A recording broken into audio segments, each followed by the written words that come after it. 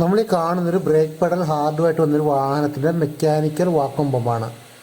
എനിക്ക് വാഹനം കിട്ടുന്ന വാഹനത്തിൻ്റെ കംപ്ലൈൻറ്റ് ബ്രേക്ക് പെഡൽ ഹാർഡ് എന്നുള്ള കംപ്ലൈൻ്റ് അത് വാഹനത്തിലുണ്ടായിരുന്നത്.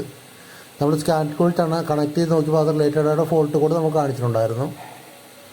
പഴയകാല വാഹനം നമ്മൾ ബ്രേക്ക് ബൂസ്റ്റിന് ആവശ്യമായ വാക്വം എടുത്തിരുന്നത് നമ്മുടെ എഞ്ചിൻ്റെ ഇൻലെറ്റ് മാനിഫോൾഡിൽ നിന്നാണ്. എന്നാൽ ഇപ്പോൾ പുതിയ മോഡൽ വാഹനങ്ങളിൽ ഇലക്ട്രിക്കലായിട്ടുള്ള വാക്വം പമ്പുകൾ കൂടി വരുന്നുണ്ട്. നമ്മളീ കാണുന്ന വാക്വം പമ്പിൻ്റെ ബോറ് ഡാമേജ് ആണ് ഇതിനുള്ള പ്രധാന കാരണം. ഈ വാക്വം കംപ്ലൈൻറ്റുള്ള പ്രധാന കാരണം ഇത് എന്തുകൊണ്ടിങ്ങനെ ആയെന്ന് വെച്ചാൽ നമ്മുടെ എഞ്ചിൻ്റെ ഓയിൽ പ്രഷർ വളരെ ലോ ആയിരുന്നു. അതുകൊണ്ടാണ് ഇതിൻ്റെ വാക്വം പമ്പിൻ്റെ ബോറ് ഡാമേജ് ആവാനുള്ള കാരണം.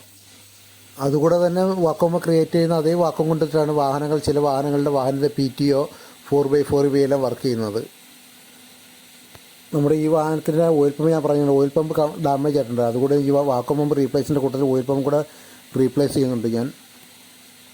എന്നാൽ നമുക്ക് ചില ട്രക്കുകൾ നമുക്ക് കാണാവുന്നതാണ് പ്രോപ്പറായിട്ടുള്ള വാക്വം ക്രിയേറ്റ് ചെയ്തിട്ടുണ്ടെങ്കിൽ നമ്മൾ ബ്രേക്ക് ബൂസ്റ്റിനകത്ത് കാണിപ്പിച്ചുള്ള സെൻസറിൻ്റെ സഹായത്തോടെ ഒരു ഇൻഡിക്കേഷൻ ലൈറ്റ് നമ്മൾ വാഹനത്തിൻ്റെ ക്ലസ്റ്ററിൽ കാണിക്കുന്നതാണ്.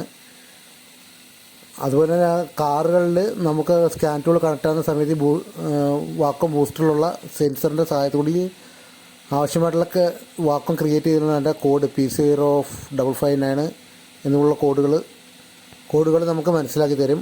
ഇതിലൂടെ നമുക്ക് പെട്ടെന്ന് ഐഡൻറ്റിഫൈ ചെയ്യാമെങ്കിൽ ഇതുപോലുള്ള കംപ്ലൈൻറ്റുകളാണ്, വാക്വം പമ്പിൻ്റെ കംപ്ലൈൻ്റ് ആണോ, വാക്വം ഹോസ് ബ്രേക്ക് കംപ്ലൈൻ്റ് ആണോ എന്നൊക്കെ നമുക്ക് പെട്ടെന്ന് തന്നെ മനസ്സിലാക്കാൻ പറ്റുന്നതാണ്.